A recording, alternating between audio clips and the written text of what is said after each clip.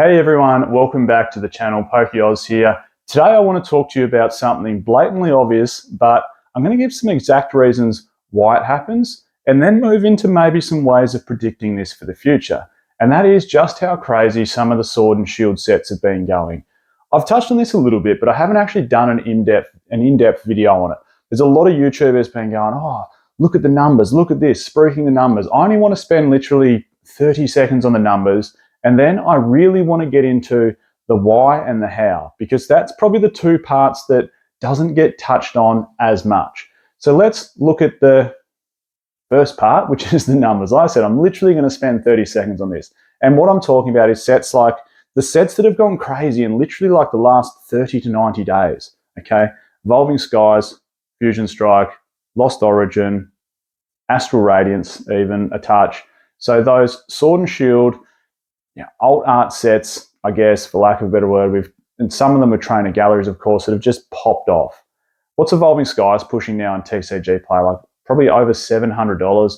I'm not even going to bring the numbers up for that set. That set deserves every accolade it gets. If you literally list the top 20 cards from 1 through to 20 and just look at them or have them in your collection, look at the artwork, the detail, the Pokemon, it deserves the accolades that it gets. That is one hell of a good job from the Pokemon Company, the artists, the designers. That set is one of the best ever made, arguably. Okay, so that's that. That doesn't need much explanation. Fusion Strike, on the other hand, look at this. And literally, these graphs are over the last 30 days. It is now pushing 230 or over 230 US dollars a box. Astral Radiance, what's that up to now? 145 a box or pushing 145 a box? Lost Origin, pushing what, 173, 175 a box? So what I'm getting is the last month, just look at the trajectory of those graphs. These sets have been moving north quickly. And this brings about some big questions. Why? And how can we predict that? Here's the why. And this is a pretty simple equation. I like to take a lot of things back to more simple economics or other industries that people might understand. And it's really all to do with supply and demand, because not every Sword and Shield set, of course, has done what those sets have done. Not every set has done what Evolving Skies or Fusion Strike's done, or even Chilling Reign's done. Not every set's done that. So why?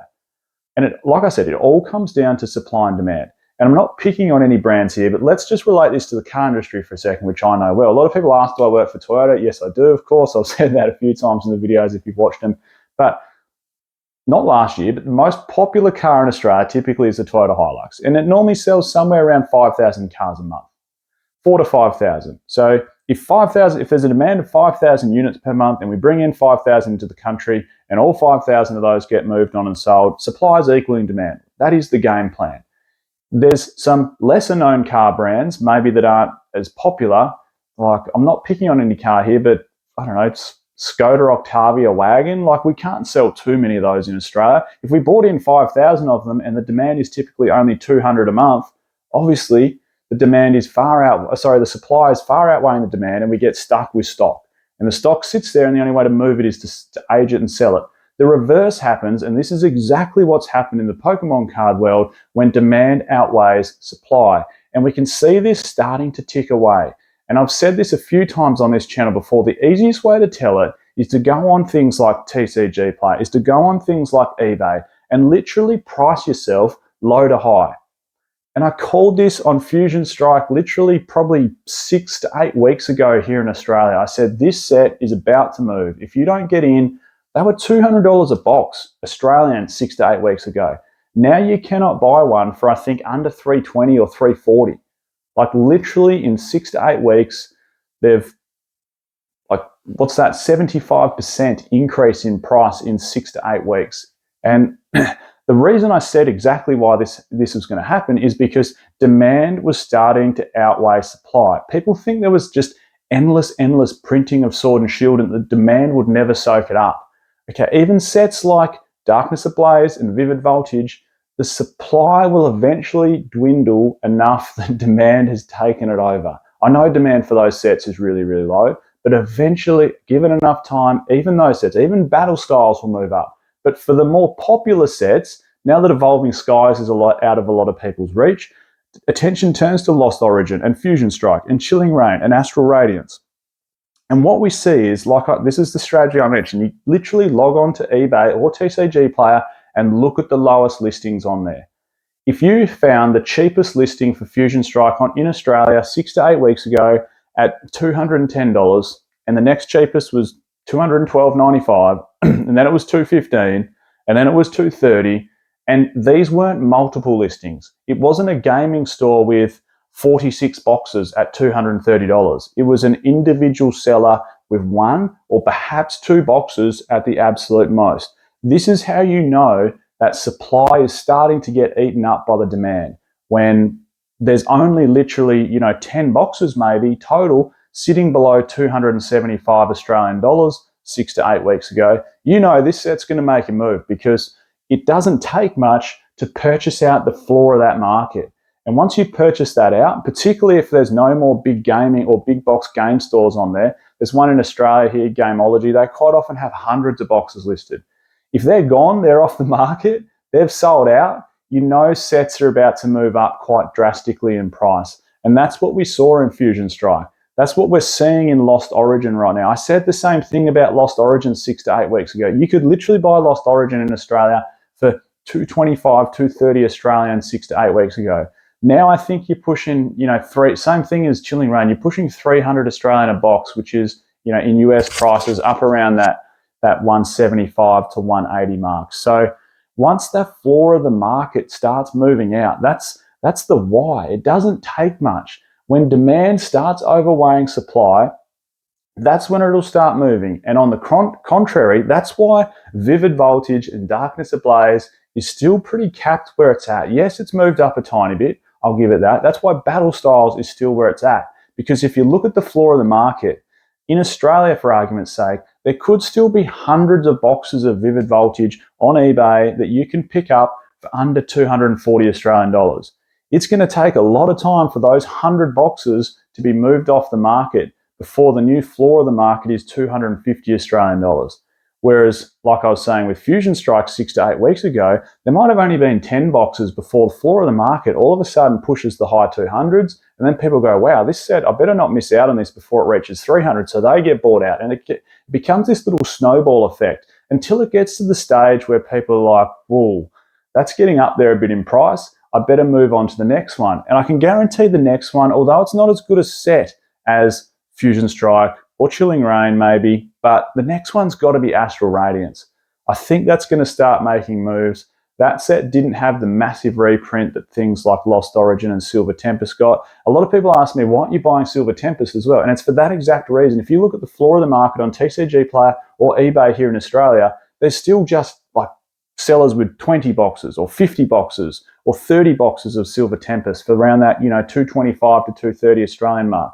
I'm not saying it's a bad choice to buy the box at that price, but if you want to get in just before that move happens, that's how you spot when the move's about to happen.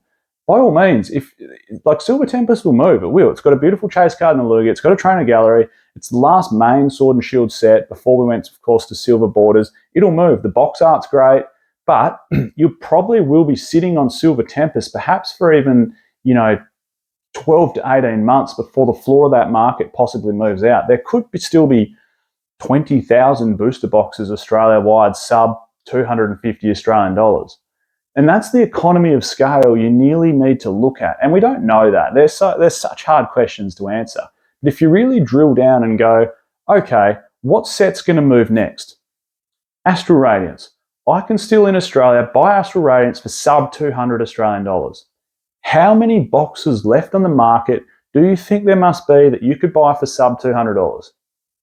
There can't be many of Astral Radiance left for that price. 100, 200, less. And as soon as that moves, okay, we get to a new floor in the market. That's why I think Astral Radiance at $199 posted to your doorstep is a really, really good buy at the moment, because before we know it, that box will be $250, then it'll be $270, and then it'll start pushing $300 as supply dries up. It's not the best set. It's not going to make the moves of Evolving Skies. It's not going to make the moves of Fusion Strike. It's not going to make the moves of Lost Origin. It's not as good a set as those, but eventually, hey, one day in 3 or 4 years, that could well be a $400 booster box. And maybe, because it didn't quite get printed as much as the other sets, maybe, just maybe, it could pick off or could take off like something like Rebel Clash, even though that's a super, super weak set. So you see the point I'm trying to make. That's the why, and then the how is timing that. And like I said, it is perfectly okay to buy in at a super low entry point price and sit, because that's exactly what happened with Fusion Strike. For literally 2 years, you could buy Fusion Strike in both America and Australia. In America, probably $100, and in Australia for like $180. You could literally buy it for that price for 2 years. And then all of a sudden, bang, it took off in price. And that's what I mean by the floor of the market being shifted as soon as demand eats up the supply. And that's the little telling marker of the how. If you want to get in just before something takes off, you need to keep an eye on the floor of the market and how much supply is left, and ask yourself that big question: how much supply is really left? Evolving Skies in Australia is now over $1,000. It was only 5 or 6 weeks ago again, when Evolving Skies was still $750 to $850 Australian dollars a box, that I was posing the question, how many boxes are left under $1,000?